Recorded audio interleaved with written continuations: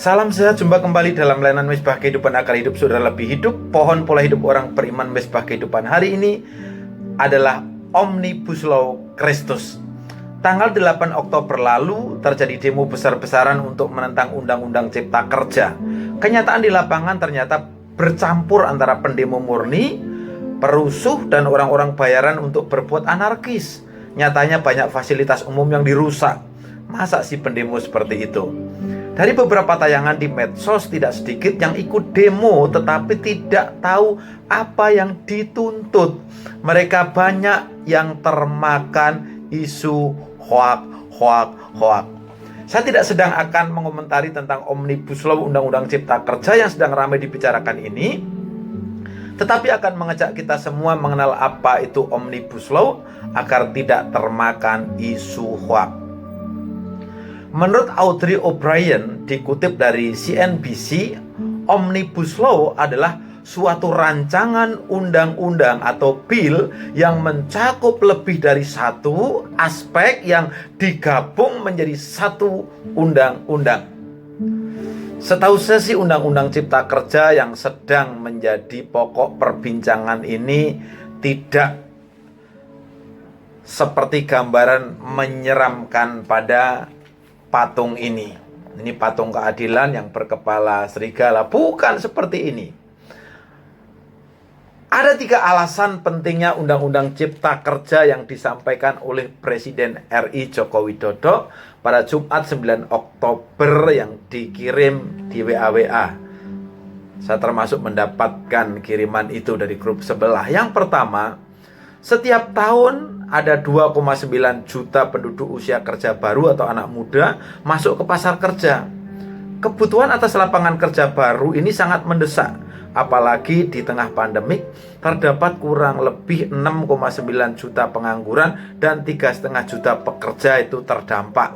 Yang kedua, memudahkan masyarakat khususnya usaha mikro kecil UMK untuk membuka usaha baru. Perizinan usaha untuk UMK tidak diperlukan lagi hanya pendaftaran. Koperasi dipermudah, hanya 9 orang bisa, koperasi sudah bisa dibentuk. Izin kapal nelayan penangkap ikan misalnya, sebelumnya harus mengajukan izin ke KKP, Kemenhub, dan instansi lain. Sekarang ini cukup dari unit di KKP saja. Pembentukan perseroan terbatas atau PT dipermudah, tidak ada lagi pembatasan modal minimum. UMK di sektor makanan dan minuman sertifikasi halalnya dibiayai pemerintah alias gratis. Yang ketiga, Undang-Undang Cipta Kerja ini mendukung upaya pencegahan dan pemberantasan korupsi karena jelas dan menyederhanakan, memotong, kemudian mengintegrasikan ke dalam sistem perizinan secara elektronik. Maka pungutan liar dapat dihilangkan.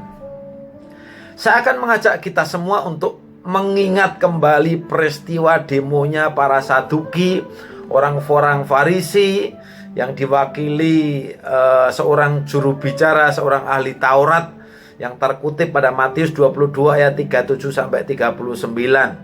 Ahli Taurat ini bertanya seperti ini, "Guru, hukum manakah yang terutama dalam hukum Taurat?" Yesus sedang dicobai untuk mengingat seluruh hukum Taurat yang kadang diperkosa untuk kepentingan para pemimpin dan golongan tertentu. Para pendemo ini memang suka yang ribet dan birokrasi yang berbelit. Jawab Yesus kepadanya, "Kasihilah Tuhan Allahmu dengan segenap hatimu, dan dengan segenap jiwamu, dan dengan segenap akal budimu." Itulah hukum yang terutama dan yang pertama. Dan hukum yang kedua yang sama dengan itu ialah kasihilah sesamamu manusia seperti dirimu sendiri. Ayat 40, perhatikan. Pada kedua hukum inilah tergantung seluruh hukum Taurat dan kitab para nabi. Nah, ini Omnibus Law-nya Yesus itu di sini. Pada kedua hukum inilah tergantung seluruh hukum Taurat dan kitab para nabi. Love God, love one another. Mengasihi Tuhan dan mengasihi sesama manusia. Bagi saya Yesus itulah pencetus Omnibus Law pertama yang telah menyederhanakan hukum Taurat dan kitab para nabi menjadi dua sisi mata uang, mengasihi Tuhan dan mengasihi sesama. Dari Omnibus Law Christus yang harus dipahami oleh setiap orang percaya adalah Matius 5 ayat 17, janganlah kamu menyangka bahwa aku datang untuk meniadakan hukum Taurat atau kitab para nabi. Aku datang bukan untuk meniadakannya, melainkan untuk menggenapinya. Sekalipun itu sudah diringkas menjadi dua hukum. Yang ke-18, karena aku berkata kepadamu, sesungguhnya selama belum lenyap langit dan bumi ini, satu iota atau satu titik pun tidak akan ditiadakan dari hukum Taurat sebelum semuanya terjadi. 19, karena itu siapa yang meniadakan salah satu hukum Taurat sekalipun yang paling kecil dan mengajarkannya demikian kepada orang lain, ia akan menduduki tempat yang paling rendah di dalam kerajaan surga. Tetapi siapa yang melakukan dan mengajarkan segala perintah-perintah hukum Taurat, ia akan menduduki tempat yang tinggi di dalam kerajaan surga. Siapa sih mereka yang melawan Omnibus Law Christus? Mereka adalah orang-orang yang berkedok lembaga agama pada zamannya. Kemudian mereka adalah para pengikut iblis. Mereka adalah para pemilik modal dan pejabat yang takut kehilangan pengaruhnya. Mereka adalah para oposisi kerajaan Allah. Pastikan saudara bukan 4 jenis orang di atas. Kalau ada yang bisa disederhanakan dan itu benar, kenapa sih harus milih yang bertele-tele? Enjoy aja kali. Tuhan Yesus memberkati.